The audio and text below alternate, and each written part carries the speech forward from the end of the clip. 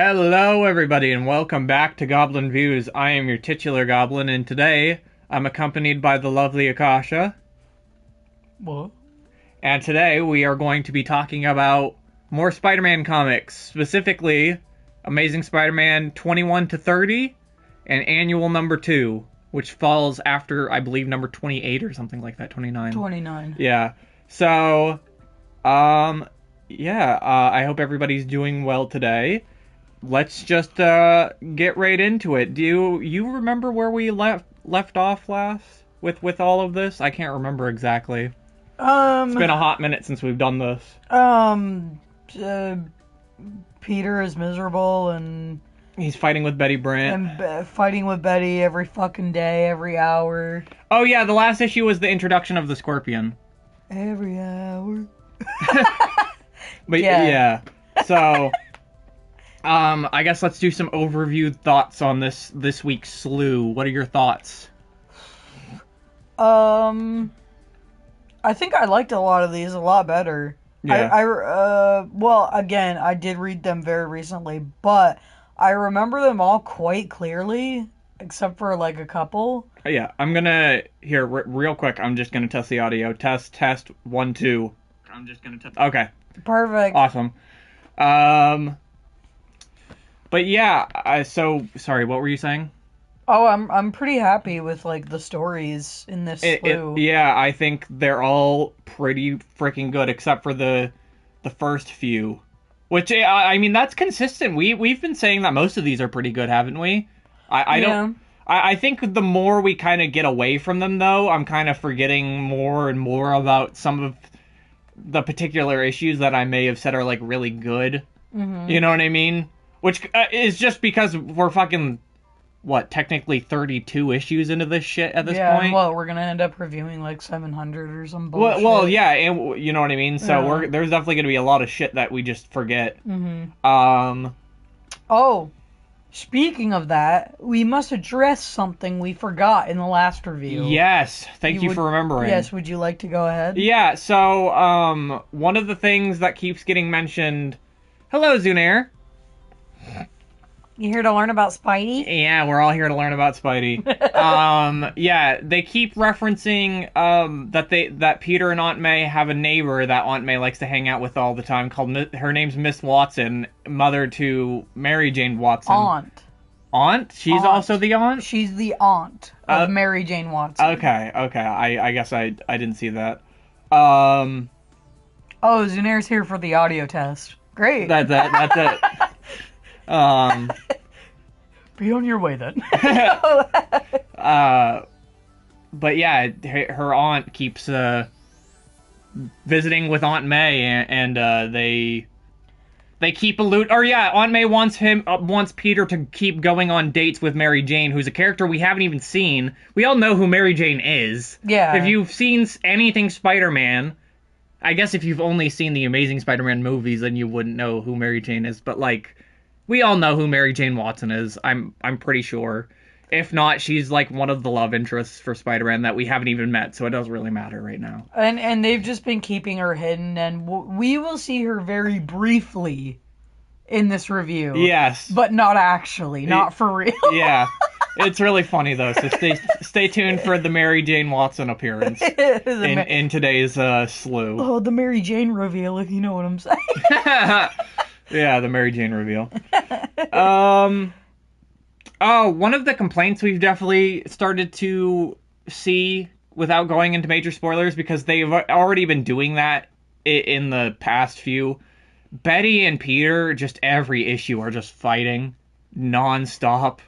And they are totally just setting up this bullshit where they're fighting all the time and that it's not going to work out so we can introduce fucking the seventh...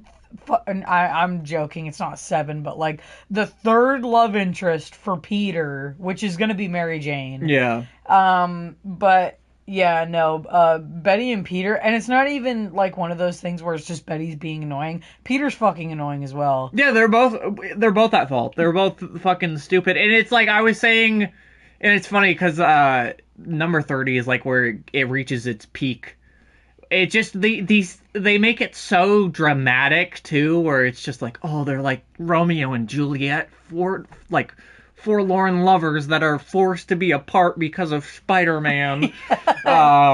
Which, yeah, later they do that bullshit with Mary Jane too. Yeah, they're gonna do it with every love interest that he's ever going to have. But the problem with this one is it's so much of a problem that they can't even communicate as regular people. No, I don't think in this whole slew of things they say like more than 2 nice words to each other. That's what I'm saying. Like, they can't even talk to each other as regular people, let alone as if he were to tell her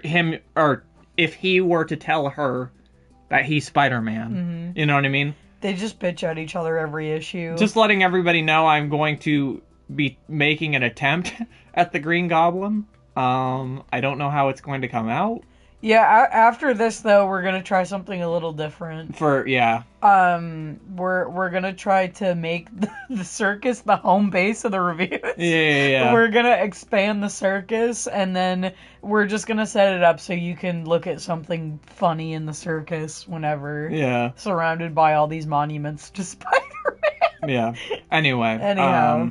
You want to get into number 21? We might as well just get into it. Number 21 is titled The Human Torch and the Beetle.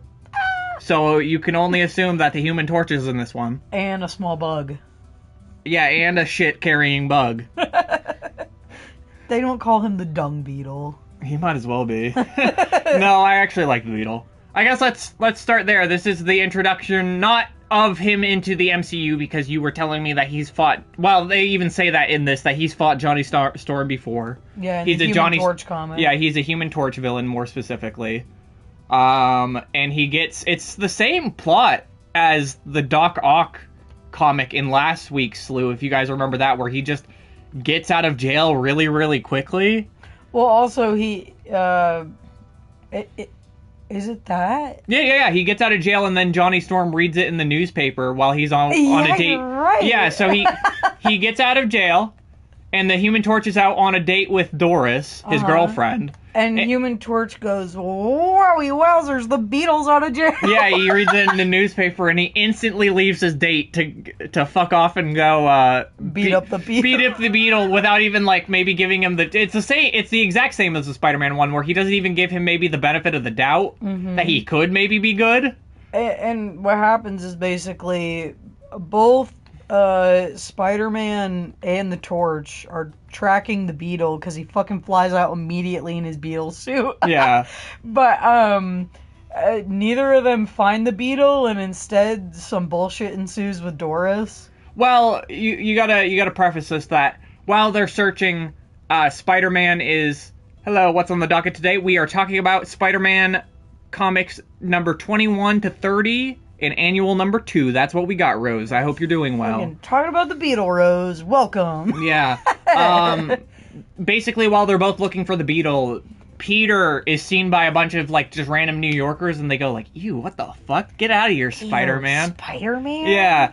And then a bunch of people see Johnny Storm, and they're like, oh my God, please have my babies. And then he does a little flame heart in the sky for everybody, and it's so fucking stupid. Because it's I know that fucking plot point where it's I can only use so much of my flame power until it goes out. So it's why would you just waste it? Yeah, especially if you're tracking the Beetle. Yeah, especially if you're finding one of what you assume you claim is one of your roughest, toughest villains. You know what I mean? Mm-hmm.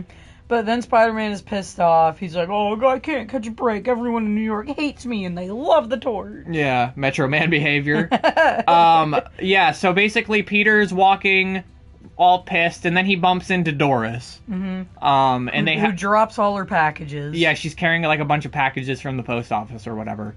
And she drops all of them, and they have a brief interaction... And she leaves her wallet behind. They have a love connection. No, they don't. But no, they don't. She drops her wallet behind, and Peter picks it up, finding her, obviously, her, license, bringing it back to her home. And then Doris goes, here's an opportunity to make Johnny jealous. So she's like, I'll invite Peter in to fuck me. No, she says, to fix him a Coke. Peter, come fuck me to make Johnny Storm jealous. A random man I've never met before who I'm dating a super metahuman who can turn on fire at any moment. Please cheat on him with me. But no, and then fucking the Torch enters while Peter is sipping on his glass of Coke, and he goes, "Who is this chump talking to Doris?" And Doris is just like, "Oh, well, you could behave a little more like Peter Parker," because Doris has this weird thing, which this is in the Human Torch comics, where she hates that Johnny is the Human Torch. Well, they also say that basically in this comic because obviously they have to give all that subtext in this comic. Mm-hmm. So like when he turns into the Human Torch, she's like visibly disgusted and she's like, "What the fuck, Johnny? Why would you do that on our date?" Even though she knows he's a superhero. Yeah. And then she gives him an ultimatum after Peter leaves, where it's like, "You better not use your powers within the next 24 hours or I break up with you." Yeah. And the Beetle is sitting outside the window, and he's like, "Oh, I guess like Johnny cares for Doris, so I'll kidnap Doris or whatever." Yeah, so basically they separate for the night. Peter goes back the next day as Spider-Man. Because he's so pissed at the Human Torch that he's like, "Okay, well, what if I show up as Spider-Man and try to hit on your lady?" Which is so fucking weird. But instead what happens is the Beetle fucking fights him. Yeah, so the Beetle shows up the exact same moment to try to kidnap Doris. Uh-huh. And Spider-Man's like, "Oh shit, I gotta kick the shit out of the Beetle now." Mm-hmm. And then there's this huge fight between the Beetle and Spider-Man, and Doris is like frantically trying to call. I don't like it when you embrace who you are. What in the ding dong measuring contest? Yeah, I know, right? But so Doris is frantically trying to call Johnny, and he's like, "You stupid bitch. I know this is a trick. I'm not getting tricked by this." Yeah, he's like, "I am not coming to rescue you." Yeah, so he hangs up on her, and he's like, that fucking dumbass, I might as well go see her. And he walks over to go see Doris. Well, because they're going to have a date that night. Oh, are they? Yeah. Okay, yeah. This is actually, you said it's the next day. It's the same day, and it's just night, because they're going to have a date. Oh, well, they just make it seem like it's a fucking far time, because Peter, like, runs all the way home, and either way. Yeah. So, there's just a huge fight. Eventually, Johnny Storm does show up, and he's like, "Oh, I'm the idiot. Wait, the Beetle is here. I'm the bitch here." And he flames on, and Spider-Man and the Human Torch just fight the Beetle, and it's a pretty cool fight. I think anytime they do a really good job of doing superhero team up stuff in these comics, because well, the weird thing is that also happens that you forgot to mention. Well, yeah, I was gonna mention that at the end, but I wanted to discuss the fight. Do you have anything to say about the fight? Oh, no, but it's about the fight. It's that Johnny at first thinks that Spider-Man is the menace. Oh, yeah. And so he fights Spider-Man while the Beetle is zooming off with Doris. Yeah. And then he realizes that it's the Beetle, and then they fight the Beetle together. Yeah, I forgot. He thinks that Spider-Man's there to beat the shit out of Doris for some reason. Yeah. Oh, well, isn't it also... Yeah, we forgot to mention that Johnny Storm earlier in the comic confronts Peter Parker outside of this. That's why I also think it's the next day, because this happens in between. Mm-hmm. They have a confrontation where Peter's at school, and everybody hears this. So does Betty. So Betty thinks that Peter's cheating on him. Flash thinks that Peter's like a womanizer now, because he thinks he's like trying to date Liz, Betty, and... Well, he also thinks he's trying to act like a big tough guy because he, like, shouts at the Human Torch because the Human Torch basically suggests to Betty that Peter is cheating on her, and Betty runs off crying, and Peter to the Human Torch is like, "You stupid motherfucker." Yeah. Why'd you do that? Rose is laughing really hard, apparently. She's having a good time with this. Yeah, I guess this is Rose's favorite Spider-Man comic. I do think the romance drama, while it is, like, they try to make it, like, the most ridiculous, like I said, like, fucking Shakespearean romance shit. It's interesting. It is interesting And funny. and funny and fun to talk about. Yeah. This is some shit. Yeah, this is some shit. It only gets worse. It really only gets worse. And that's what's funny about the Betty and Peter romance is every single time you think, oh, this is the the worst it gets. It just always gets worse. It's way worse. So basically, we'll now do our why are Betty and Peter pissed at each other in this comic, and that's it. Because of this. Yeah. Why are these people together? I honestly... Well, and it makes me disappointed because when we first started this, I was like, oh, this is a romance with Peter Parker I've never seen before. I want to see this. Mm-hmm. And now I've seen it, and I don't want any more of it. I want it just over. But I'm also so fearful that they're going to introduce, like, Mary Jane or Gwen Stacy, and they're gonna be the exact same thing, like, romantically wise, you know what I mean? Like, where they just argue because Peter can't tell them that he's fucking Spider-Man. That's a theme with these Marvel comics, is they want to add a slice of life element, and it's usually romance. And so the romances are always full of tension. Like with Doris and the Human Torch. She doesn't even fucking like who Johnny is. Mm-hmm. And yet every single time that, like, they take a break or whatever, Johnny, like, at first he goes like, oh, duh, who needs Doris? She's just like a prude anyway. And then 2 seconds later he's like, I really miss Doris. Like, is this like Weird Bulge Part 2 weird? No, I want to see where this goes. Okay. But it's a little less annoying, but it also happens with, like, Sue Storm and Reed Richards and stuff. Yeah. Well, it's just like, is this like just every relationship? Is there a normal relationship that you've read in the MCU? I'd say... Is it Ben Grimm and what's her nuts? Yes, Ben and Alicia. That's the most normal one. And she doesn't even know who he is. No, but they are just so loving every comic they're in. And there's even a point where we're diverging a little, but I'll just say quickly where Ben is like, oh, well, like, she's gonna eventually figure out she doesn't even want to be with me because I'm, like, a monster or whatever. And then you see Alicia being like, well, he's gonna, like, figure out one day that he doesn't even want to be with me because I'm, like, disabled or whatever. Aww. And then they admit that to each other. They both say that to each other. Oh, so you're at the point where they actually both know now? That, like... They've known the whole time. Well, but neither admit it, or, like...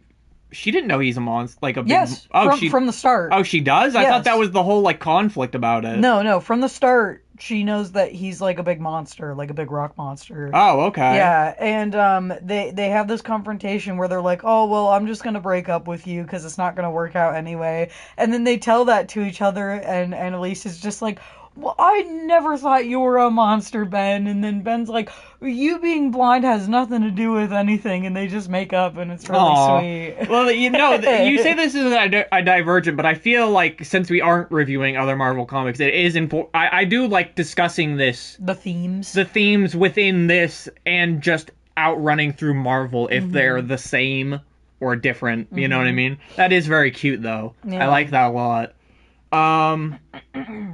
Yeah, I don't really have much else to do. What else? Anything else about this comic in particular? I like how the Beetle looks a lot. His design is really, really cool. He's got, like, these long purple fingers, like sticky fingers. I actually kind of like this comic quite a bit. I think it's good. Yeah. I don't think it's one of my favorites, though. No, it's not one of my favorites, but I just like all the tension that they have with people not liking Spider-Man. With, even though Spider-Man rescues her at the end, Doris is like, I think Spider-Man's in league with the Beetle. Oh, yeah, she does say that. Yeah. And also, there's an ongoing relationship between the Human Torch and Peter, where the Human Torch is constantly on the fence about Spider-Man, where sometimes he's like, I really like Spider-Man, and sometimes he's like, I don't trust Spider-Man. Yeah. So it's very interesting. Well, it's because he's fooled by the same tactics that everybody else in New York is, with, like, J. Jonah Jameson, which is a really interesting dynamic already on its own. It is interesting. Is this foot being turned? I'm trying to do, like, him being crouched on the glider. Yeah, I like that. That's good? Yeah. Okay. And then this is his crotch, this is his butt. His butt's caved in. Well, because like this is supposed to be like a bend in. No, I know. just keep it going. You can touch it up at the end. Yeah. Yeah. But Yeah. do you want to get to the worst? I can't remember. It's been so long. Do we rate these comics? No, we do it at the end. We rate them all in a... Yeah, we just give general thoughts at the end. Oh, okay. Remember?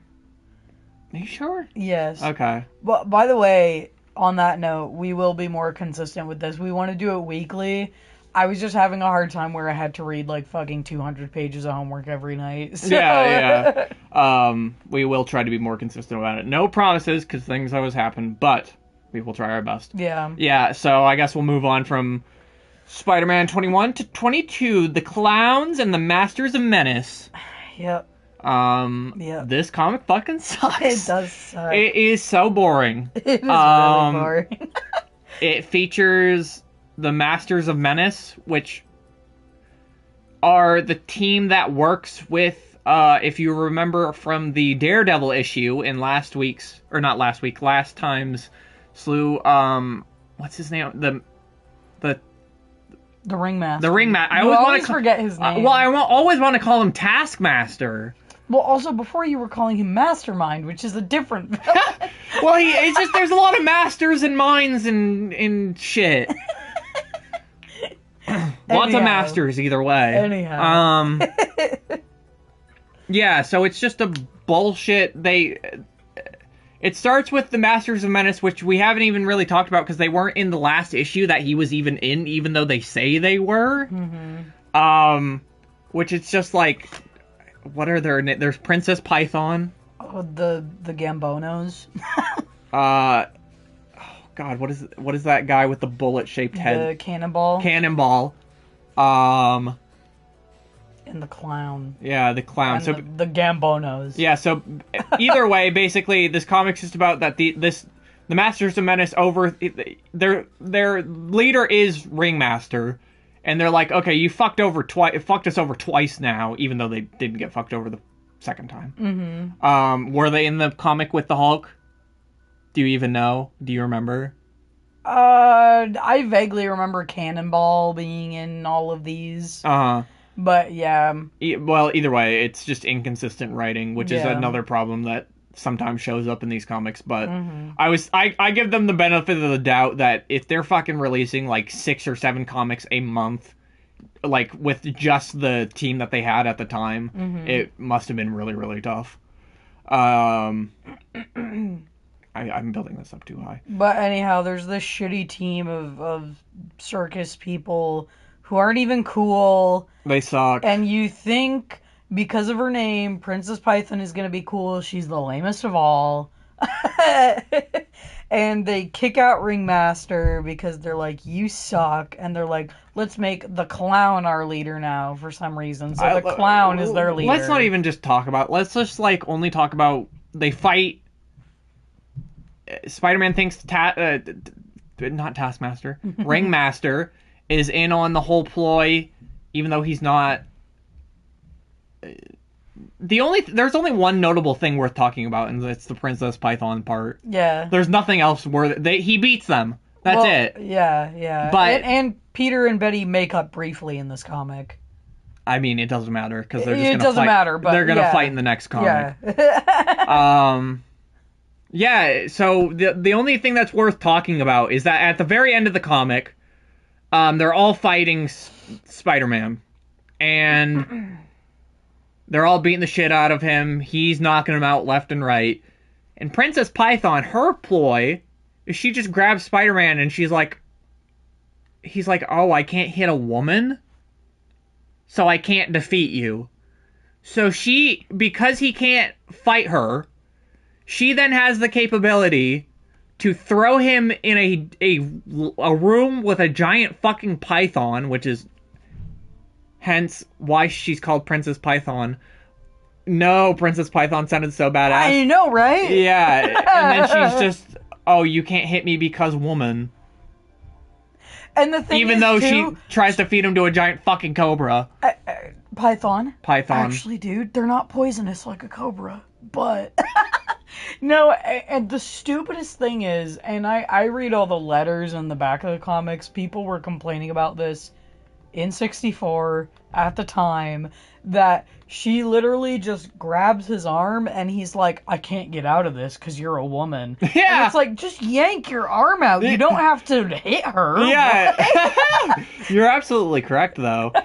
Rose is going, oh, fuck off. Yeah. Yeah. Yeah. It is fucking bullshit. This comic sucks. Yeah. This is the worst one. Yeah, let's just move on. What? Yeah, Um, no more Princess by then. So we're going to Amazing Spider-Man number 23, The Goblin and the Gangsters. Hell yes. So obviously you can tell that gangsters are in this one. So, the Goblin Wait, I want to say he's pulling the exact same ploy. It's the exact same plot of another Spider-Man comic again. Yeah, because he tried to do this before. No, not even the Green Goblin tried to do this before. Remember with Foswell? When he was the big man or whatever? Yeah. It's the exact same plot. Yep. So, the Green Goblin, you know what? Wait, you know you fucked up when people in the 60s are calling your misogyny out? True. Well, you'd be surprised. There is actually quite a few letters from women in the back of these. And, like, I saw one, I see a bunch of them, actually, that are from, like, college-age girls at the time who really liked the comics, so... Yeah, you were telling me there was, like, one where a girl at college was, like, she took her girlfriends out once and they, like, absolutely loved it, and now that's all they do every week. They all buy Spider-Man comics together. Yeah. Yeah. Which is cool. Yeah. I don't read those sections just because... I have fucking ADD. I don't have time to read that shit. I gotta move on to the next Spider-Man comic or I'm not going to. So, Green Goblin throws bombs at civilians. No, at gangsters. They're civilians. Well, yeah, I guess technically, but they're unlawful civilians. Yeah. So basically he's doing the same plot where he's like, oh, you are all gangsters. I am the mega gangster now. You are all gangsters under me. You talk to me. Yeah, he's gonna, like, muscle every single gang into being his own. In the meantime, Peter's stupid suit is wet. Remember, it's wet in the attic? Yeah, why isn't there a reason it gets wet though? No, it's just that it didn't dry after washing. Oh yeah. So Peter has to go out and buy another outfit, right? No, that's not this one. He just goes out without the suit. Well, how does he fight then? Oh yeah, he just leaves the house as just Peter Parker. Yeah. Trusting that he won't need the suit. Yeah. Yeah, and then he has to go back and get it. Yeah. You want to take over and try to do this Green Goblin a bit? Oh my god, Here. I guess. Yeah. Sure. Try it out. Fuck, he's fat. He's a little fat. Make him as fucked up as you want to, if you want to. Okay. I need to open this up also because I need to. I need to get my notebook going, so I'm a little out of the loop here. This is also where they hire back Foswell. Oh yeah, that's why I mentioned Foswell because he's in this. Yeah, so if you don't remember Foswell, it was like issue fucking like 7. Something 8 like or something like yeah. that, where with the first introduction to what are they called, the group with Ox, the Defenders. Yeah. Where he tried to he comes back to work for the Daily Bugle, and obviously J. Jonah Jameson's like, it's really funny because he's only doing it because he knows people will look at that and be like, oh, Jonah, you're such a good man for, like, giving him a second chance. You've got such a big heart. It's like, holy shit, J. Jonah Jameson's such a piece of shit. Which, it's so funny, like I said before, I think I talked about this last review, comparing it to the Sam Raimi movies, where he's just, like, this really funny character. But in these, he's, like, actually a fucking evil dude. Yeah. As we'll see later on as well. Yeah! Oh my god, yeah. Yeah. But basically, it's just the same plot. I don't really know what to really say with this one. It's just Peter, I guess the conflict is that Peter thinks Foswell is the Green Goblin in this. Which he will also think again later. Yeah, but it's just a whole thing where Peter goes through and he fights gang members again. I don't know. Do you have anything really to say about? No, not really. It's just another gangster story. Yeah, there is a really good scene towards like the end where they go through and showcase like, because they don't usually do this. They usually just have Peter beating up people, but when he's taking out the gangsters, he is using primarily his webs. Like they show him like creating like shooting webs on a wall and then like hitting someone, like shoulder checking them into the wall so they get stuck to it and stuff like that. I thought that was really cool. And it's just another scene where he fights the Green Goblin and loses him. But other than that, Goblin fucks off to go be a bigwig in yeah, New York. it's kind of lame how these Green Goblin comics have been going, because like the first one with him with like the movie set and the cave with the and Hulk. the cave with the Hulk was so good. And then we had, I can't even remember, there was a second one. I can't even remember what happens in that. Let me look at what issue it was. He just wants to take over the gangster racket. Oh yeah, the one where he goes to like the Spider-Man fan club meeting. Oh yeah. And it's fucking lame because he's not even really like a villain of that one. Just really disappointing because he's my favorite Spider-Man villain. Yeah. Trying to look at his fucking outfit. The Green Goblin? Yeah. Okay. He's got like a purple leotard. Oh, you didn't make his boots. Oh yeah, because I was going more off of the Sam Raimi movie, I guess, and he's like just purely green in that. Yeah. But yeah, I guess give him his purple boots. All right. And I guess we'll move on from that. Yet again, two boring ones in a row, but this is when we start getting into some of the really, really good shit. Spider-Man, Amazing Spider-Man number 24. This one is fucking good. Spider-Man goes mad. I'm going to say it right now. This, I keep thinking it, and I can't think of another one. So this is my favorite one that we have read. Okay. So far. Yeah. Because we'll just talk about it. Okay. And then I'll talk about why I like it so much. So, it starts out, do you already have it pulled up? Do you want to go, or do you want me to go? Yeah, well,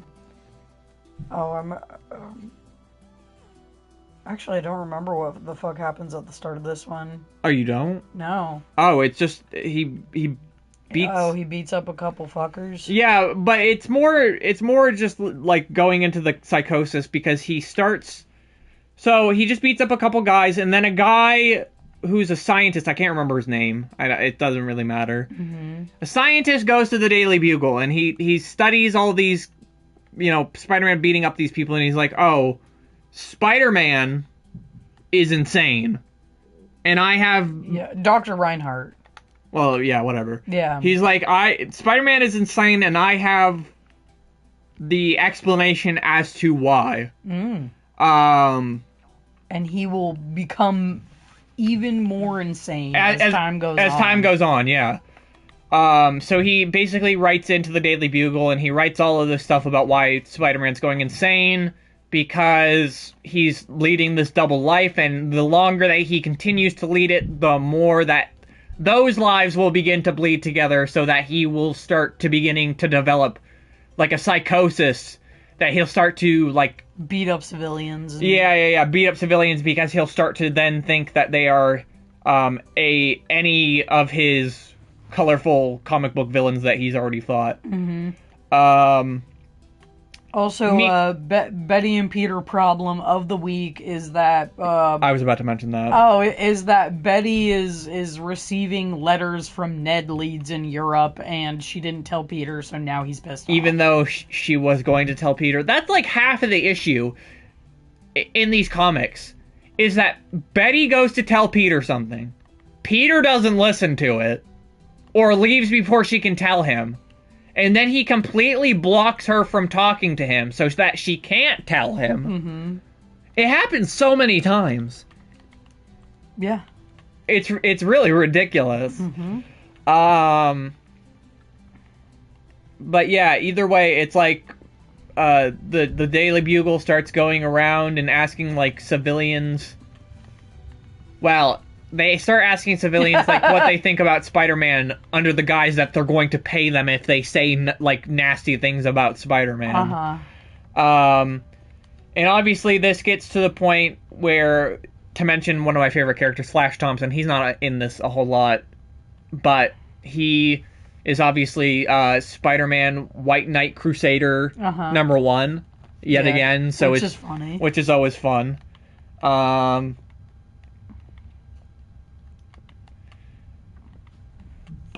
either way, so it gets to the point Spider-Man starts seeing visions. Well, no. So Spider-Man, he gets to the point where he's like so convinced that this scientist might be right that he's like, okay, fuck it, I'm gonna go visit him.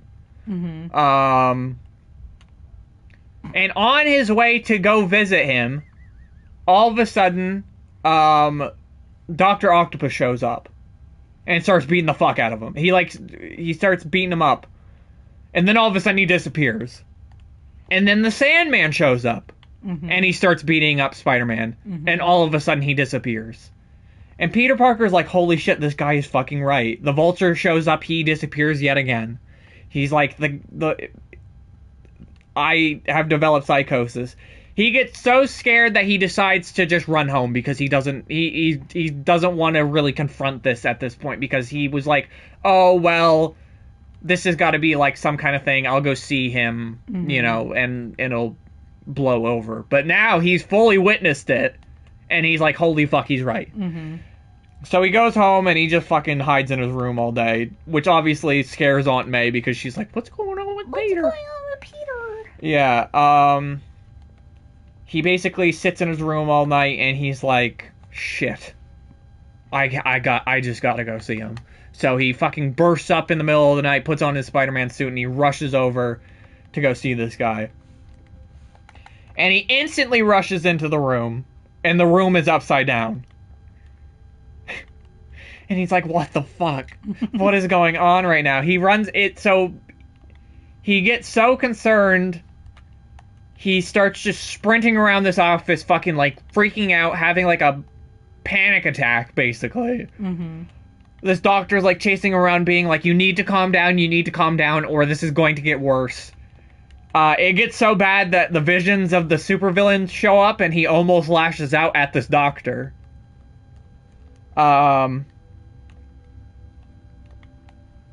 It gets to the point where this doctor has now, he What the fuck is that? No.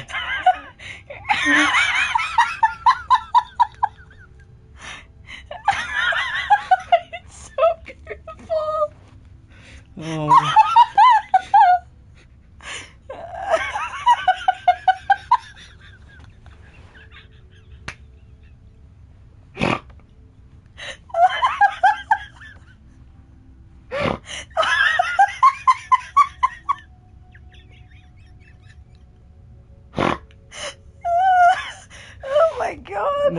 What if we gave him like a pink, like, hold on, like a...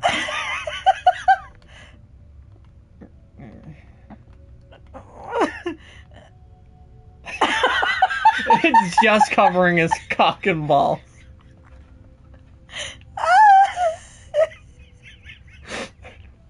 Wait, we can have it wrap around like a little thong. Hold on. My eyeballs hurt. We'll have it wrap around.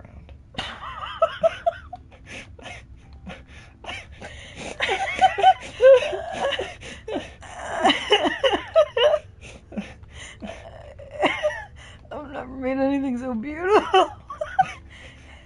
Oh my God. There we go. Do you like that? Yeah, you have to continue for a minute because I have to go wipe my eyes. Okay. This is what we're looking at. Okay.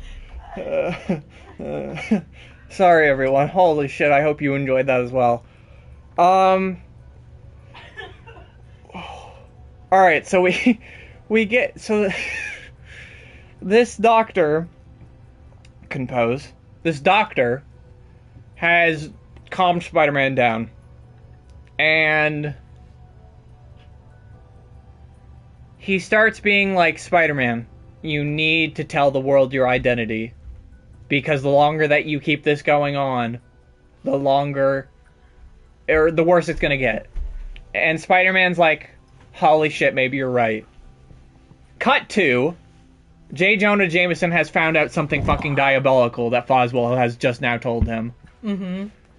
He now J. Jonah sprints out of his office to go confront this doctor about something that he just learned. Mm-hmm. At the exact moment that Spider-Man's about to unveil himself for who he actually is, J. Jonah Jameson bursts in and he's like, not Foswell. He's like, Reinhardt, you fucking liar. You don't even have a PhD. And Spider-Man goes, you don't even have a PhD? I can't remember exactly how it's revealed. Hold on. Also, Flash bursts in too. Why does Flash burst? Because he wants to defend Spider-Man. Oh yeah, from yeah. Jonah Jameson. Well, no, because he wants to go talk to this doctor, and then he bumps into J. Jonah Jameson, and he starts screaming at him, being like, "You're a piece of shit, dude! How could you say that about Spider-Man?" But either way, he's like, "You're not even a doctor," and Spider-Man's like, "You're not a doctor."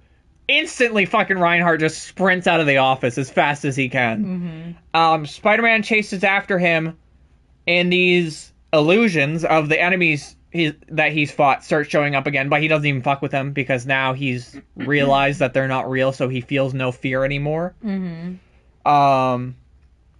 basically, what happens is he catches him, and who is it, Akasha? Mysterio. It is. I was trying to come up with something funny. No, to say, it's just Mysterio. And it's so I guess it, like, in hindsight, looking back at it, it's so obvious that it's Mysterio because it's like illusions and making someone see something that isn't there. But while I was reading this, I was so actually perplexed being like, is there a chance that they're trying to actually, like, delve into some Spider-Man psychosis? Like, I didn't think, obviously, they were going to make him fucking insane, like, legitimately. But I thought there was going to be, like, I didn't think this doctor was going to be, like, a secret reveal. What is my point? You know what I mean? Yeah. I'm going to check the audio again real quick just to make sure that it's all going good. Okay. Yep. Okay. But no, this is just, it's fucking awesome. Anything else that you want to say about it? I did figure it was Mysterio just because I was like, this just seems like illusion stuff. Who the fuck else does this but Mysterio? But I did still like it. It didn't take away from me. I mean, just the visuals are really nice. Like, when the illusions start popping up, they, like, show up, and then when they prove that they're, like, illusions, they, like, fade, and they're also wearing this, like, weird outfit, like, Dr. Octopus is wearing this weird, like, burlap sack-colored fucking outfit, and... like it's a little off. Yeah, it's really cool. Yeah, it's just my favorite one that we've read so far, and here comes another one that is one of my favorites. Going from Amazing Spider-Man number 24 to 25, we now have Captured by J. Jonah Jameson. Yeah. And you're in for a doozy, let me tell you.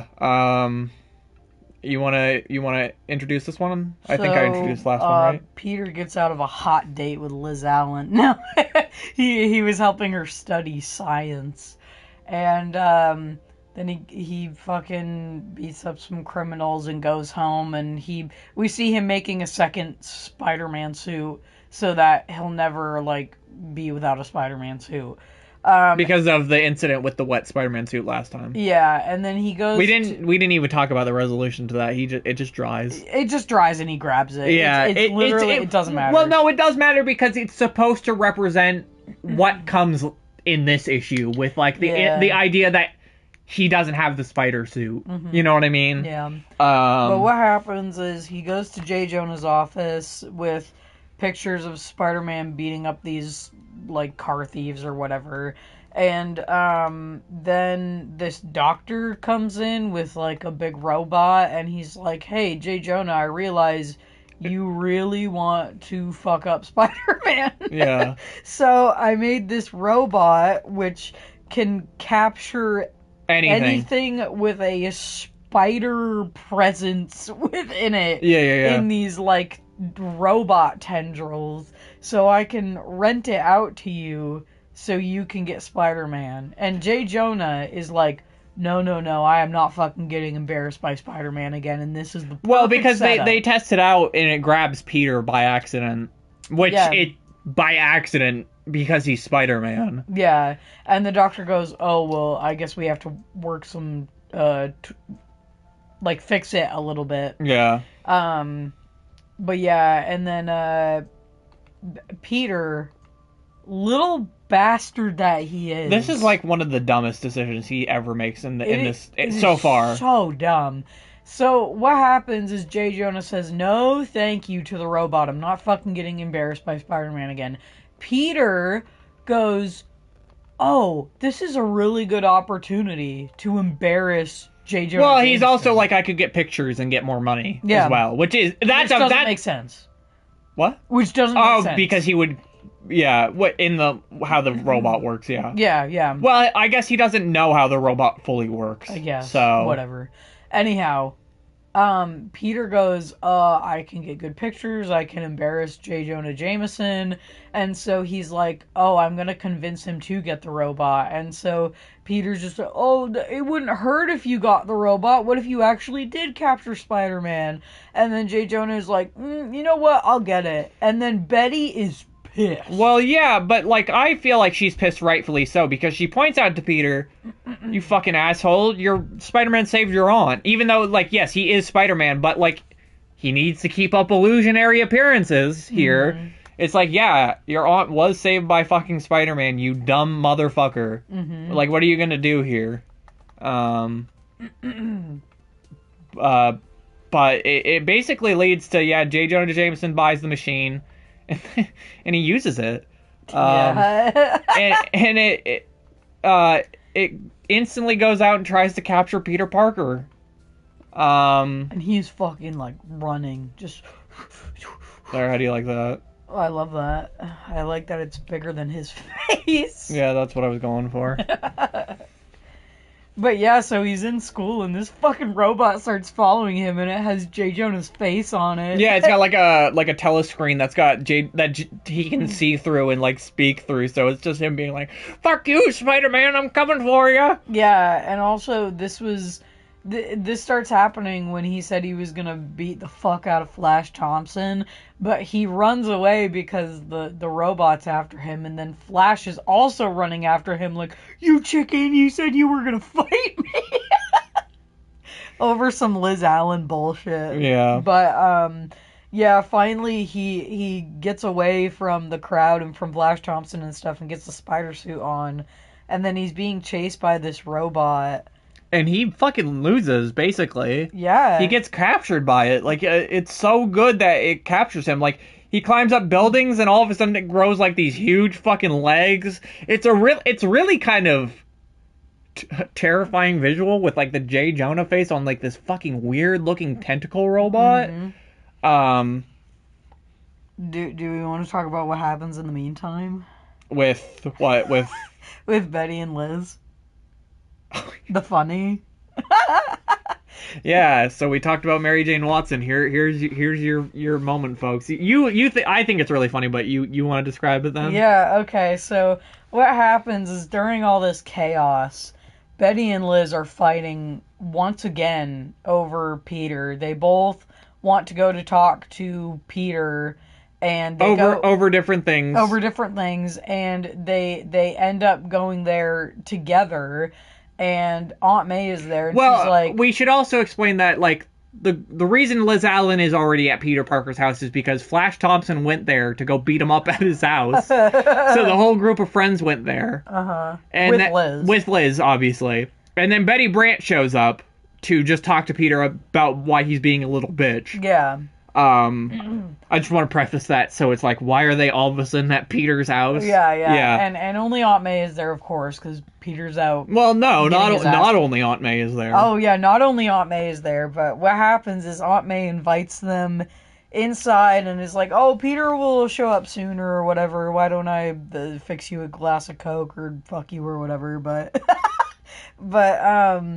then they see that Aunt May has a guest over who is Mary Jane Watson. And you don't see her face, you just see her figure. She's sitting on the couch, and she's just like, oh, hello, Liz and Betty. And you can see Betty and Liz's faces. Wait, actually, should we make that the thumbnail? Those two faces are really good. Yeah, let's do that. Okay. It's pretty iconic. Yeah. But they just look fucking shocked. It's you'll see if you look at the YouTube thumbnail. So when this goes up on YouTube, look at the thumbnail. Yeah, let me read what they say. What they think. Betty thinks, she's a friend of Peter. She looks like a screen star. And then Liz thinks, he's been hiding her from us? Our shy, bashful, studious Peter? And even though he's never met her in his fucking life. He's never fucking met her. She's just over to visit with Aunt May. And we don't see her face, so that's where that leaves off. And then obviously they're both fucking pissed off. Yeah, they both storm off and just leave. They're like, oh yeah, we gotta go, Aunt May. Sorry, bye. Yeah. Anyhow, trouble for Peter. Yeah, let's just talk about the conclusion. It's so stupid how this concludes because Spider-Man gets caught. He's fucking lost the battle. Mm-hmm. But the way they resolve it is that the machine, J. Jonah and Stryker, is that the guy who gives him the machine? I can't remember. I think the doctor. Yeah, I think his name's Stryker, but I'm not. I'll just call him the doctor who gives him the machine. They both now have to leave the Daily Bugle and go capture. They have to go get Spider-Man in the machine now. So Spider-Man just has to sit there for like 30 minutes while they have to drive to him. Mm-hmm. So obviously, him being a fucking genius, he hacks the machine open. Mm-hmm. And then it gets even dumber. Instead of just leaving, like a smart person would, mm-hmm. Peter leaves his costume in the machine to play like a prank on J. Jonah Jameson. Yeah, so now he just doesn't have... Well, no. He thinks he still has the suit that he made at home. Mm-hmm. But then he returns home, and Aunt May finds the suit that he was making and confiscates it. Mm-hmm. So it's fucking stupid. Why? It's I get it. It's from a writing standpoint, so it's like, oh, Peter doesn't have his Spider-Man costume right now. But it's like... But it doesn't matter. Well, it's like, one, it doesn't matter. Two, it's just also really dumb how it happens. Mm-hmm. But yeah, the comic is really good otherwise. Like, I like J. Jonah being in the big robot. I like the whole Mary Jane thing a lot. Yeah, it's really funny.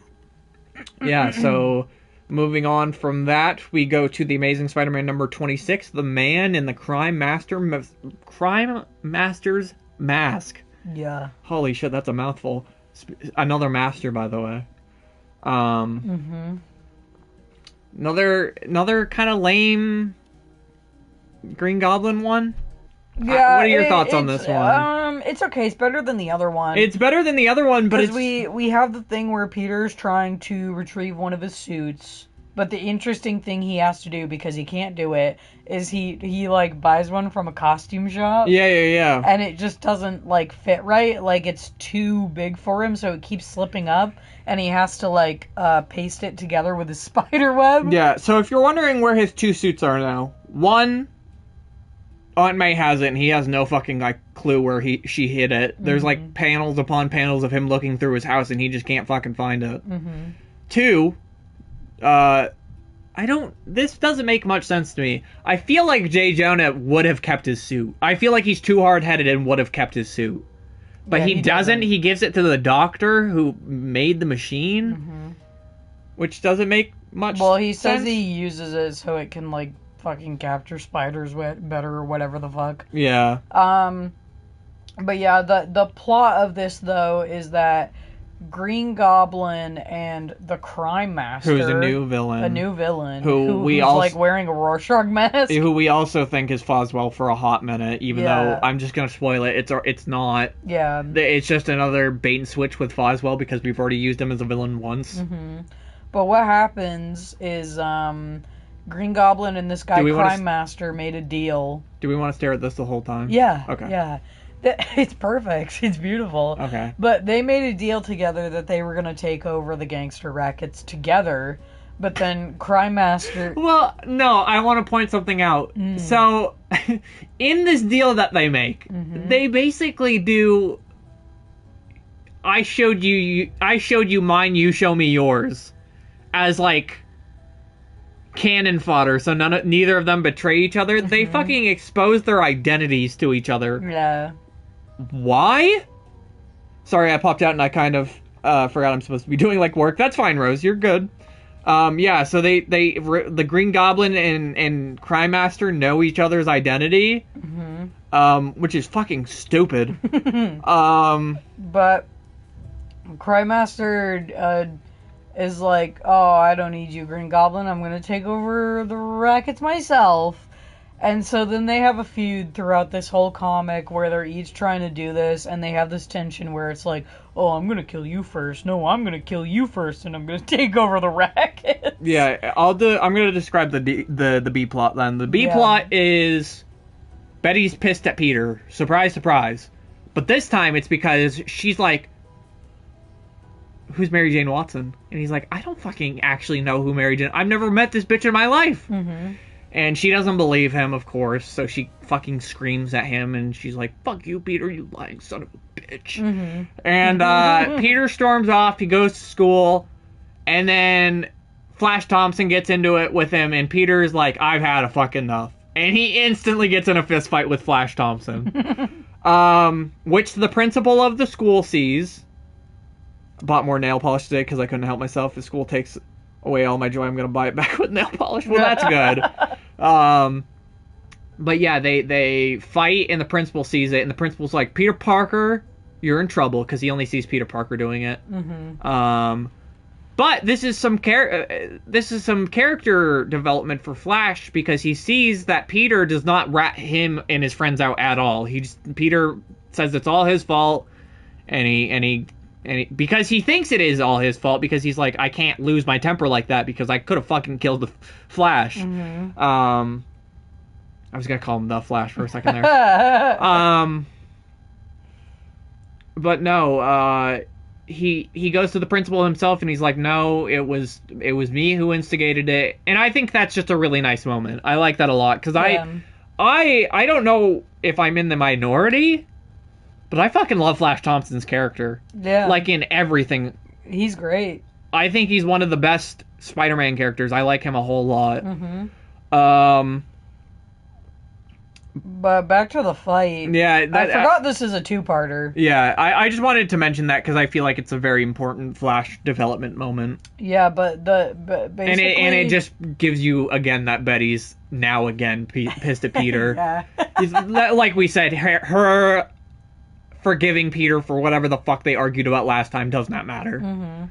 So go ahead. But what happens is basically Spider-Man gets his ass kicked by the Green Goblin and gets knocked unconscious, and then he goes to, like, the Crime Master is at a dock being like, I'm in charge of everybody here now, because he's been intimidating, like, all the leaders of the gangs, and they're like, okay, I guess Crime Master's the leader now. But Green Goblin shows up, and he's like, they're all gonna listen to me now, because I defeated Spider-Man, and he's carrying Spider-Man's limp body, and that's where the issue ends. Yeah, we should also mention that since he bought his suit at a... Because they keep, like, bringing it up. He bought his suit at a party store, obviously, like we mentioned. But the way he keeps it on is he webs the suit to his, like, to keep it closed. I just think that's a really funny detail as well. And it's funny because they keep trying to, like, pull off his mask like Green Goblin does. Well, in the next issue, yeah. And they can't because it's fucking glued on with wax.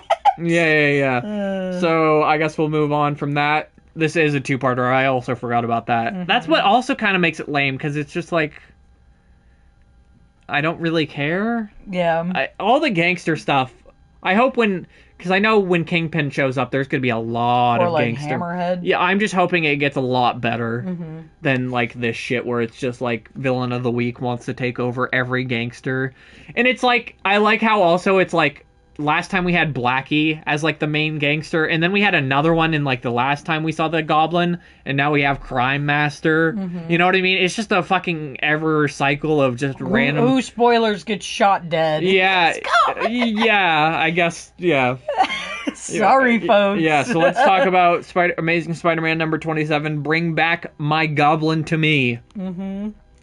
So basically, it's kind of it carries, in my head. It's a short explanation. It's that Spider-Man is captured by the gang. Yeah, it instantly brings us to where the last one ended. Yeah, Crime Master and Goblin are fighting.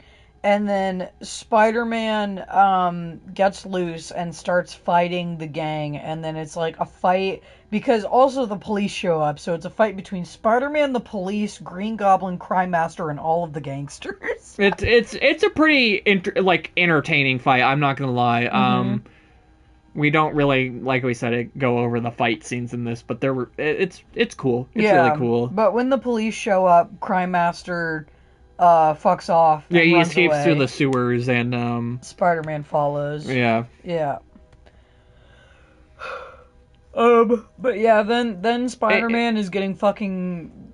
He loses Crime Master. Well, yeah, it goes to the point where we're now accusing Foswell, because he goes to the Daily Bugle so sure that it's Foswell that he accuses him of being the Crime Master. Yeah. And J. Jonah Jameson's like, you're a fucking idiot, Spider-Man. He's like with me all the time and stuff like that. Also, he's an undercover agent. Well, yeah, that's like the twist later on. He's like he disguises himself as like a goon that shows up at these meetings so that J. Jonah Jameson can get like the full scoop of what's going on and stuff. Yeah, and that's this undercover guy named Patch. Yeah, that's like the secret.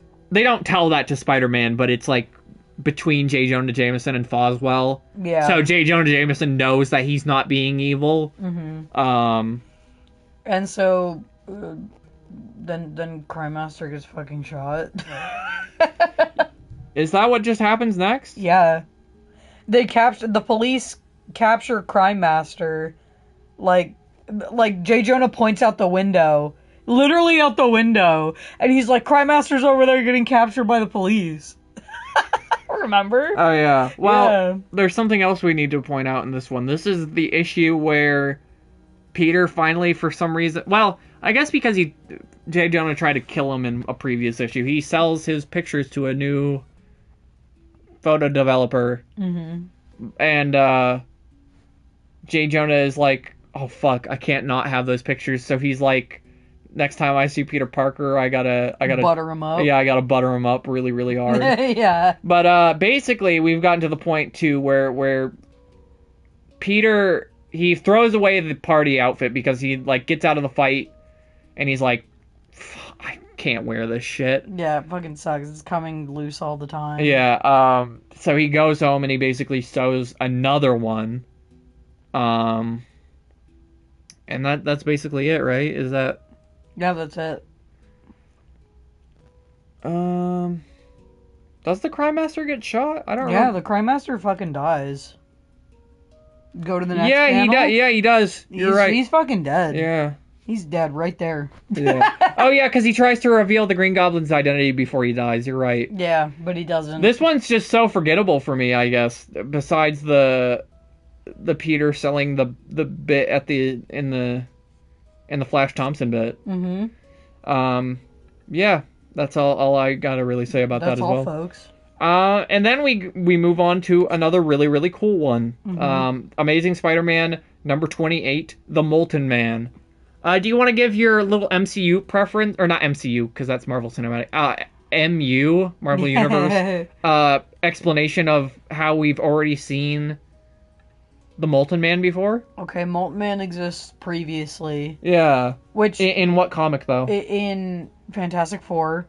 Molten Man, originally, they do this with a lot of things where they change the origin story of things. Originally, Molten Man is a dude who is part of, like, the fucking volcano people who live under the earth and want to take over the surface. In this, though, Molten Man is just like a science experiment gone wrong. And why I say that happens a lot, this even happens like with the Human Torch. The Human Torch used to be a fucking robot that goes on fire when it's exposed to oxygen. Well, they even talk about that in Superhero Squad show. Yeah. When they have the Human Torch in that from the past, but he's 2 robots. Mm-hmm. Yeah. But now obviously it's Johnny Storm who gets hit with the fucking cosmic rays. Yeah. Yeah, I think that's really interesting, so I wanted you to talk about it. There was one thing we forgot to mention last issue. Mm-hmm. About the fight between him and Flash Thompson. Mm-hmm. Liz Allen sees this. Yeah. And she's instantly like, fuck you, Peter Parker and Flash Thompson. I never want to speak to either of you ever again. Yeah. So we kind of no longer have a Peter-obsessed Liz. Yeah. Which is important for, obviously, that's like a no longer potential romance option. Yeah. Not that I really ever thought that it was, I guess. Did you? No. Yeah. But also Peter Parker graduate. In this comic, yeah. So basically we start, Peter's trying to fix, everything that happened within the last few, issues. The principal comes up to Peter and he's like, oh, Flash Thompson told me what happened, so I wanted to apologize for that. Peter tries to, like, explain to Liz, and she won't listen at all. And then Peter goes to visit Smythe again. It's Smythe. So his name is Smythe. Smythe is the guy who created the robot that J. Jonah Jameson used. But why does he go to visit him again? To get a spider suit. Oh, yeah. So he's given up on the fucking sewing for some reason again. Mm-hmm. And now he was trying to find the spider suit here. Mm-hmm. But basically, while he's visiting Smythe, the robot is there again. Mm-hmm. And recaptures Peter by accident. And during this, while Peter's caught in this, a man bursts into the house that Smythe lives in, and he's science partners with him, right? Yeah. Yeah. And he's like, I'm out of this partnership. Fuck you. I'm taking your shit. He's like, well, no, he specifically takes this big piss jar. Mm-hmm. He's like, we pissed in this jar together, and this signified something. I'm taking it with me. So basically, Smythe's like, no, I want the piss jar. Mm-hmm. And the guy fucking cracks someone in the face. Peter is still trying to escape out of it, trying to help out.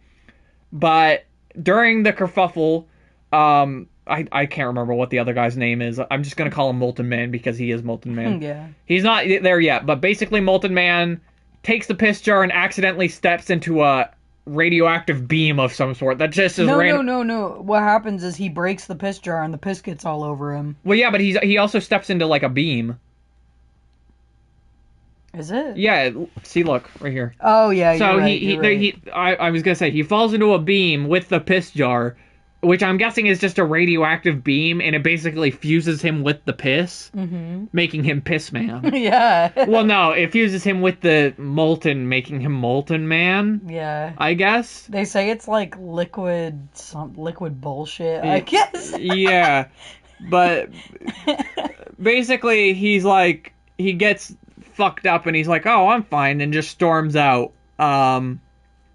And he starts wrecking cars and bullshit. Well, quickly, Smythe gets up from getting the shit kicked out of him and helps Peter out of getting out of the thing. Also, the reason they explain that Peter brought a big jar of spiders just in case. Mm-hmm. If the machine turned on and caught him again, so he could have an excuse. About why it's capturing him when Peter Parker doesn't have fucking spider entity or whatever. Yeah. So basically, Molten Man instantly goes out about town, and New Yorkers just instantly start making fun of him, being like, what the fuck are you? What are you, Piss Man? Yeah, fuck you, Piss Man. And he's like, I'm not Piss Man. And he starts destroying cars and shit, and he's like, oh, I've been given all this piss power. I might as well take over the city. Which obviously, they don't even explain Peter gets back his suit. Yes, they do. Do they? Yes, because remember, he gets captured once by the machine. He gets out because he explains to Smythe he has the fucking spider jar. While that guy walks in, who becomes Molten Man, he switches out the suit with the costume store. Oh, before he gets grabbed? Yeah, and then he takes his real suit. Okay. And then he gets grabbed again. Okay. Yeah. But But basically, Spider-Man learns where the guy lives from Smythe and goes there, finds him, and he's like, "Bro, you gotta come with me, and we gotta get you help." And it's basically, this is just all a really cool fight. This is, I gotta say, it's probably the coolest fight in this slew, because they just start beating the shit out of each other. Spider-Man can't really do much damage to him. He starts, like, his Molten Man's shirt and stuff gets all torn up, so he's just pure gold, basically. And it gets to the point where Spider-Man's like, okay, fuck it. I cannot, like, I gotta bring this to, like, my terms. So he shuts off the lights. He, like, breaks all the lights in the room.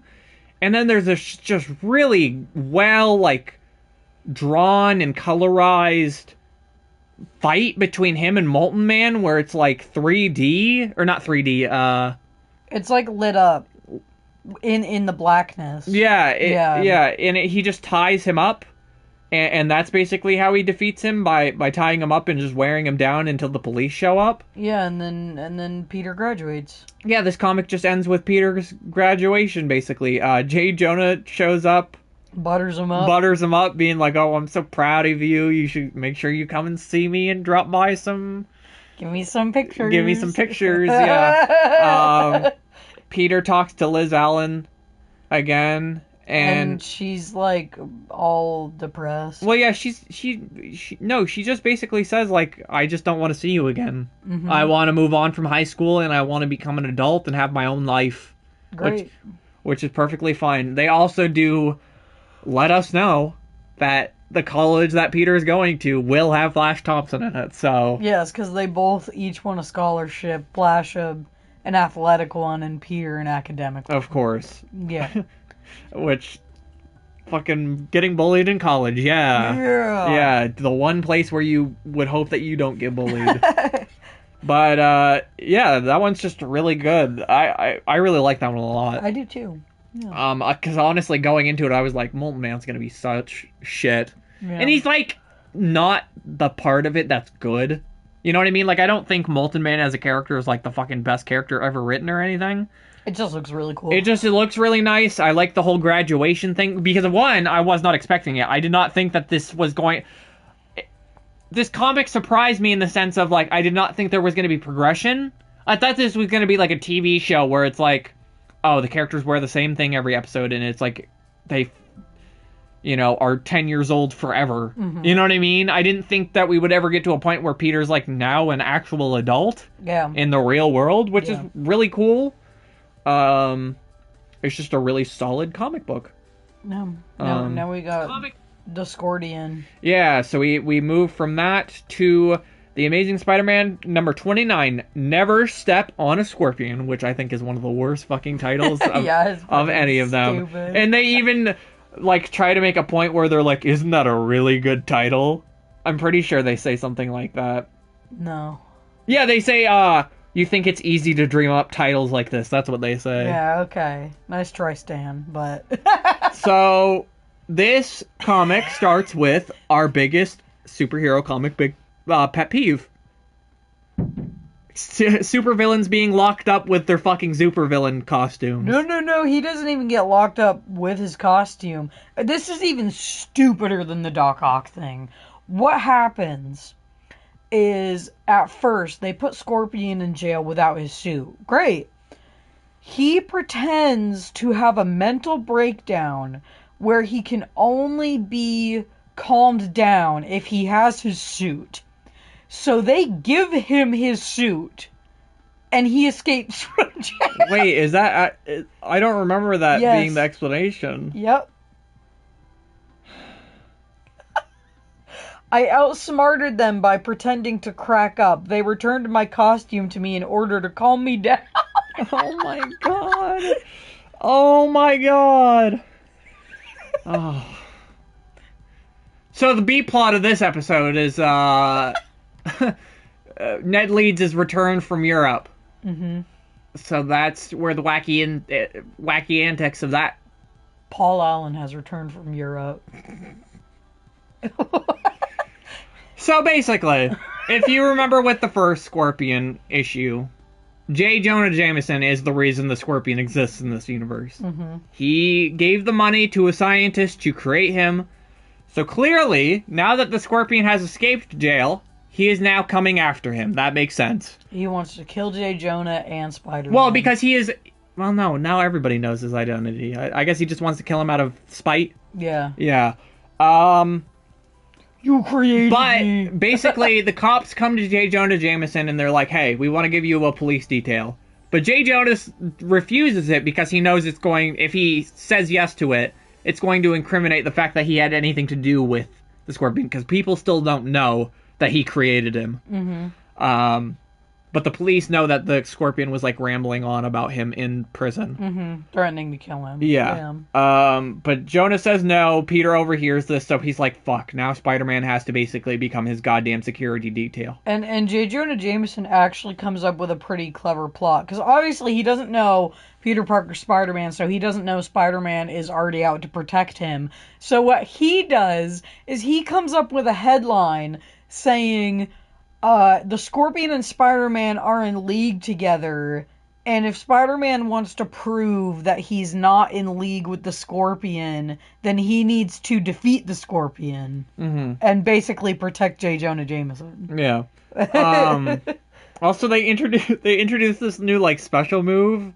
It's the way the Scorpion escapes prison, but they also use it later. There's this thing he does with his tail, where he, like, scrounges it up behind him, and then he can shoot himself like a fucking spring. It's so weird. That's not what Scorpions do. No, it's really not. Well, it's like how... I don't even know why he's called Scorpion, because his stinger is not a stinger. It's just a bludgeoning bat that is attached to his butt, basically. It looks like a big cat tail. Yeah, that he uses to swing at people. Yeah. It's so weird.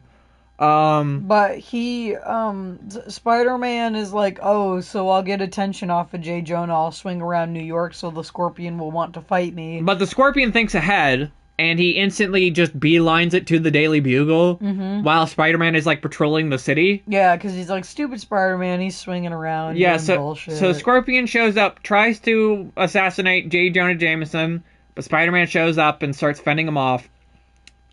B-plot, the way that wraps up is that Betty is also there with Ned Leeds. Betty's having a heart attack. Betty basically has like a panic attack, and Ned takes her home, and Peter's like, oh fuck, well, that's making them even closer. Spider-Man then leads Scorpion out onto the town, and they just fight in the town. There's this really cool bit where Spider-Man turns his webs into like bolas, and he fucking chucks them at the Scorpion and shit. And ties him up, kind of. One thing we don't talk about how all these fight scenes go down, but one thing I need to illustrate for you is almost every single fight ends up at a water tower for some reason. Have you noticed that? Yeah. Why? I don't know. It happens with Doc Ock, it happens with the last issue we're going to talk about, it happens with this issue. Well, it's not a water tower, but they end up at the pier with the crime master. It always involves water. Yeah, it's so weird. Yeah. It's very, very odd. Yeah. Just a lot of like even more than like 3 within the course of 30 is a little like weird that it's so repetitive. Yeah. But basically, what happens is Spider-Man goes flying through the air, attached to Scorpion. And Scorpion is all tied up with the bolas, and he's like, shit, Spider-Man, you're gonna get me fucking killed because we are plummeting to the earth. So Spider-Man flings them, like, off a pier, and basically, like, keeps Scorpion underwater and half drowns him, so he goes unconscious. Yeah, and then he pulls him back up with the webs. Yeah. They make a point to showcase that his suit is now wet, but he insulated it with some water thing so it dries faster or something. They say some throwaway line that, like, is making it so, like, him having a wet spider suit is no longer an issue or whatever. Yeah, so then... He goes home, tries to call Betty, but Ned answers, and he's like, oh, Betty can't speak to anyone right now. Yeah, because she's had a heart attack. No, she's had a panic attack and she's fainted or whatever. Yeah, her friends are there and everything. And then Aunt May has a heart attack. Yeah, and then Aunt May has another, like, dizzy spell, and she doesn't tell Peter, and that's, like, the way the comic ends, being like, oh, Aunt May's having heart attacks, Betty's having a heart attack, Peter may have a heart attack. But yeah, I thought that. Did you think this one was better or worse than the first Scorpion? Because I think thought it was better. Yeah, I thought it was better too. I think they're both good. Yeah. I just thought this one was better. Yeah. So now we move from that on to Amazing Spider-Man Annual number 2, The Wondrous Worlds of Doctor Strange. There is not a whole lot to say about this one. No, I'm not even pulling it up. It's like so fucking because I thought. I don't know what I said during the review. Spider-Man Annual number 1 is really good. Mm-hmm. I don't know if I said that. I can't think back if I can't imagine. You said it was kind of lame that the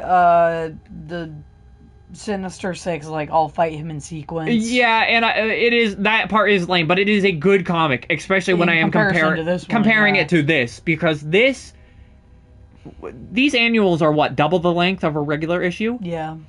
This is double the length, double the nothing happens in this fucking issue. It's literally just Spider-Man. Okay. So, okay, it doesn't even start with Spider-Man. This random dude, I can't even remember his name. Xandu. He randomly walks into a bar and finds 2 rough and tough dudes in a bar fight. Mm-hmm. Instantly hypnotizes them to do his bidding. They're like his servants now. This guy wants to steal he has a half of a wand. The wand of Watomb. Yeah. And Doctor Strange has the other half. So he needs to go capture this other half so that he can be this all-powerful wizard. He sends these 2 regular dudes to beat up Doctor Strange, and they instantly succeed. They own him. Instantly. He does fucking nothing, basically. Doctor Strange gets a concussion and dies. But no. It's so ridiculous. He's supposed to be this fucking ultimate wizard, and it cuts from one panel of him fighting them to instantly him being on the ground. Mm-hmm. And it's just for the convenience of plot. I know it is. I know for a fact he would not actually lose to a fight like this, because Spider-Man also loses to them later on. Yeah. So it's it makes no sense. I get it. Their powers are their strength is probably amplified by the fact that this guy is hypnotizing them or whatever. Mm-hmm. It still makes no fucking sense. But I just want to make this short. I just want to say what happens is Spider-Man intervenes, is going to try to help get this piece of the wand back that these fuckers stole. Well, yeah, so basically they assemble the wand, and he becomes the all-powerful. Doctor Strange sends out his ethereal... Ephemeral? His ghost form. Yeah. Out into the world, and he's like, Spider-Man, this is what you need to do. You need to steal the wand and keep them distracted so I can fight him. Spider-Man goes and steals the wand, and then the only cool bit of the comic is we get this cool bit where Spider-Man's dimension hopping, where he's going through this weird space-time with fucking meteors and weird shit in the background, and it is really cool looking, that bit, but they just defeat them. Yeah. And that's it. Yeah, they get the wand back. These 2 goons get unhypnotized and they fuck off. Yeah. That's it. It's bad. It's really bad. It's bad, especially for an annual.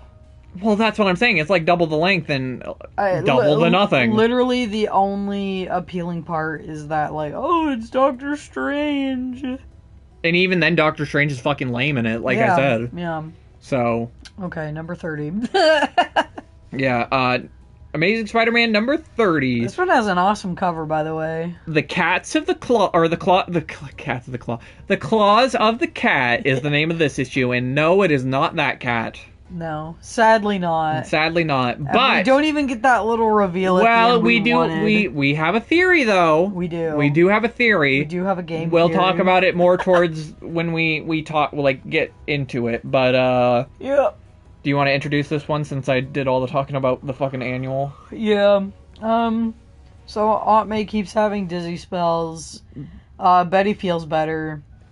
It's basically just a straight continuation from the last one. Yeah, and what happens is there's which this does not make sense to me. Okay, so it opens up, and this cat burglar, who they literally just call the cat, it's this dude who, he's oh, I do small-time thievery, why would Spider-Man go after me?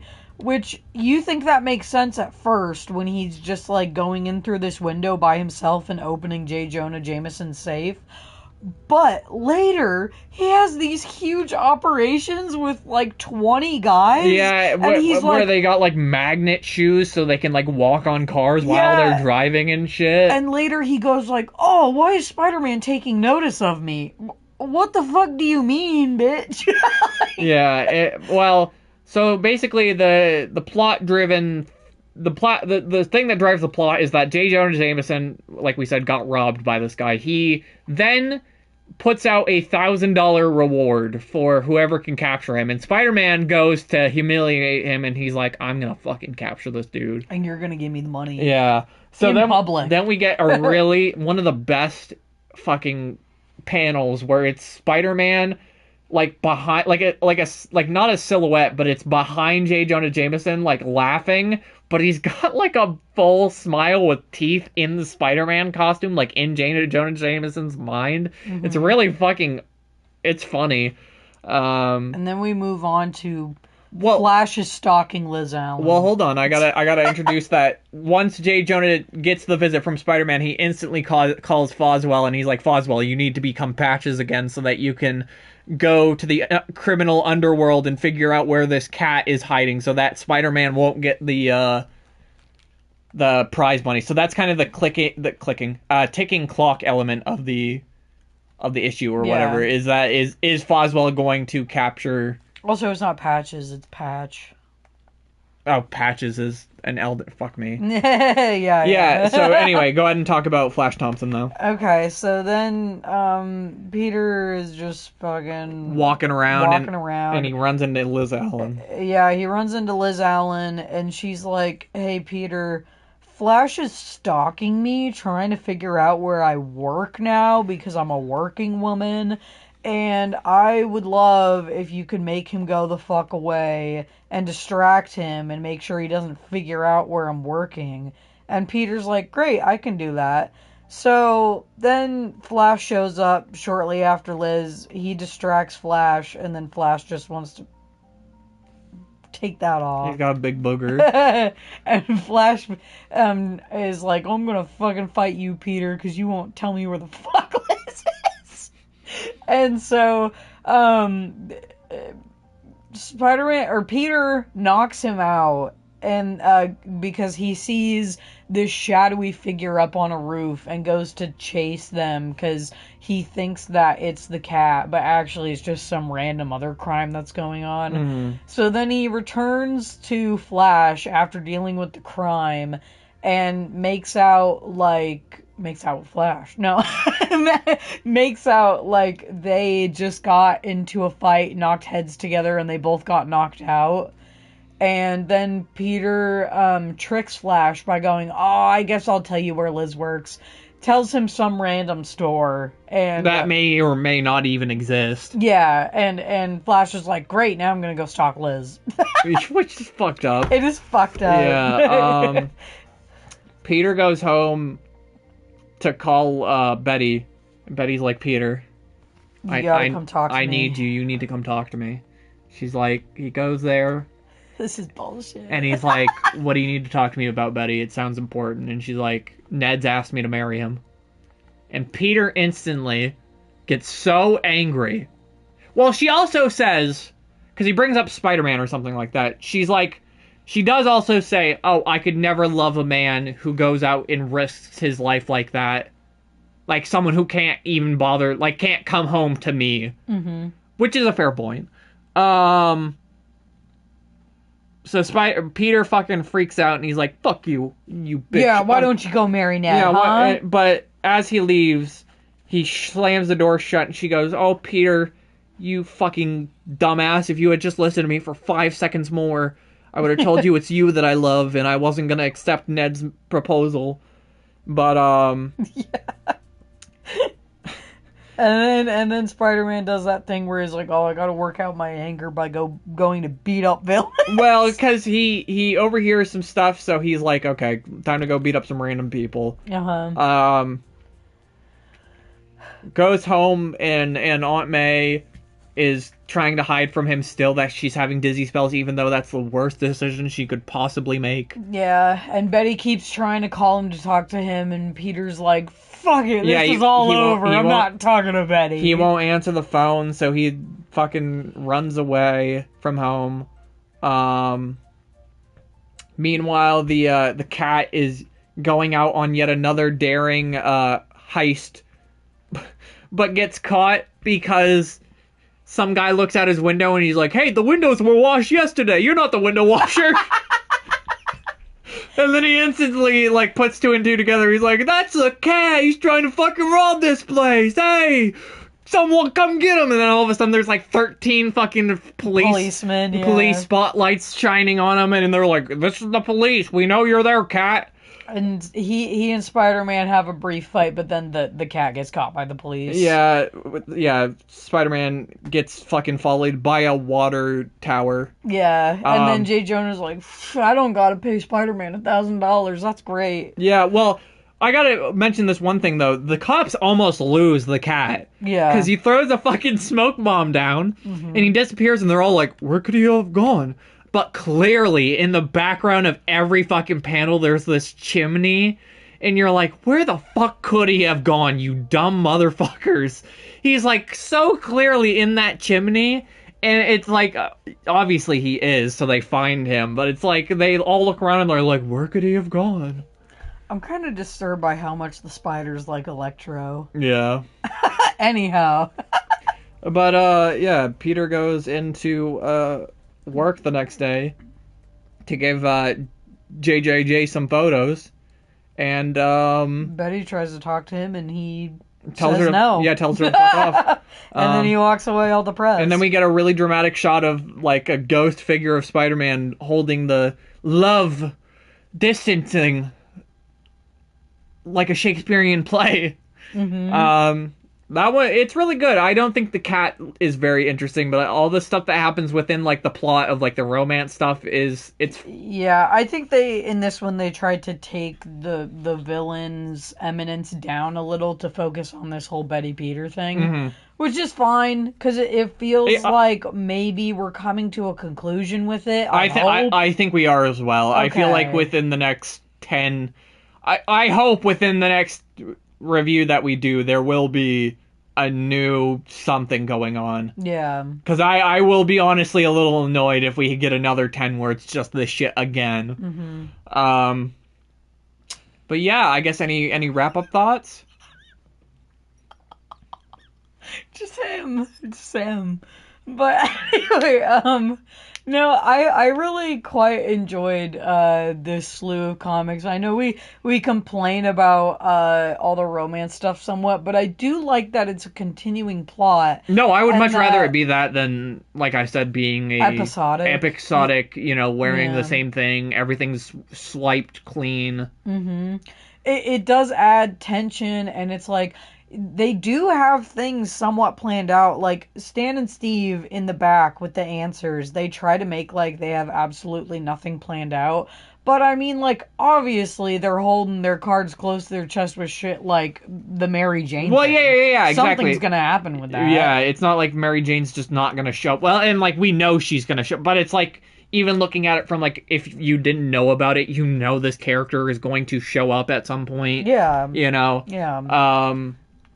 No, it's just really, I'm so loving reading these comics, and I just am excited every single time we do it, and I am excited for the next one. Yeah. I don't really have a lot to say, though. I quite liked these ones. I was pretty entertained the whole time. I think I read like 7 of them in one go. Yeah, no, I did that as well. I sat down and I just read like a big chunk of them in one go because I was just having a good time. Even like, we complain about some comics, but in the moment, like the Green Goblins one that I was complaining about, I was even enjoying them.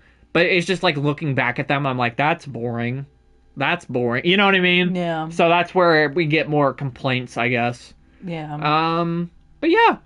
Thank you guys so much for showing up to this review. We will be back soon with a new one. I'm going to send you over to Gibby, who's playing some Skyrim. Hope you enjoy that.